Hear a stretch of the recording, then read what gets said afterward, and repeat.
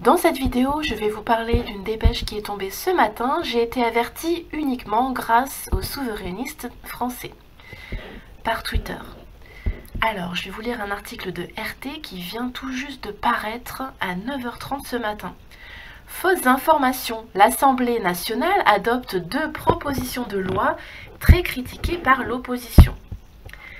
C'est du totalitarisme glamour, d'après eux. À droite comme à gauche, l'opposition a vertement critiqué les propositions de loi votées le 3 juillet par la majorité contre la manipulation de l'information en période électorale.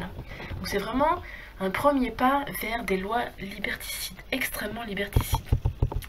C'est dans la discrétion d'une nuit d'été, le 3 juillet, que l'Assemblée nationale a voté 2 propositions de loi controversées contre la manipulation de l'information en période électorale. Ces 2 propositions de loi, ordinaires pour la première, organiques pour la seconde, applicables pendant l'élection présidentielle, visent à permettre à un candidat ou à un parti de saisir le juge des référés pour faire cesser la diffusion de fausses informations durant les 3 mois précédant un scrutin national. La première a été adoptée par 52 voix contre 22, la seconde par 54 contre 21, soutenue par LREM et une majorité des Modem, malgré des réserves sur ce premier pas. Après un débat tendu, resté inachevé en juin, portant notamment sur la définition même de fausses nouvelles, le ministre de la Culture Françoise Nyssen s'est félicité du vote d'un texte, je cite, « précieux pour mieux protéger notre démocratie », qu'elle juge efficace et à la hauteur des enjeux.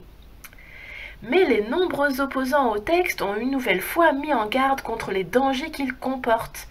Ainsi, à droite, la députée LR Constance Le Grip s'est inquiétée de textes au mieux inapplicables et donc inutiles, au pire dangereux. Fin de citation. Et ce, en dépit des réécritures successives, notamment pour la définition d'une fausse nouvelle, une fake news. Un point de vue qu'avait mis en avant début juin la présidente du Rassemblement national, Marine Le Pen, pour qui ce texte liberticide bafoue, je cite, « les valeurs de la démocratie ». Dans l'hémicycle le 3 juillet, son parti a fustigé, je cite, « une sorte de totalitarisme glamour, des censeurs de l'information », alors qu'Emmanuel Ménard, député apparenté RN, a pour sa part estimé qu'il était extrêmement dangereux de laisser au CSA les clés de la censure.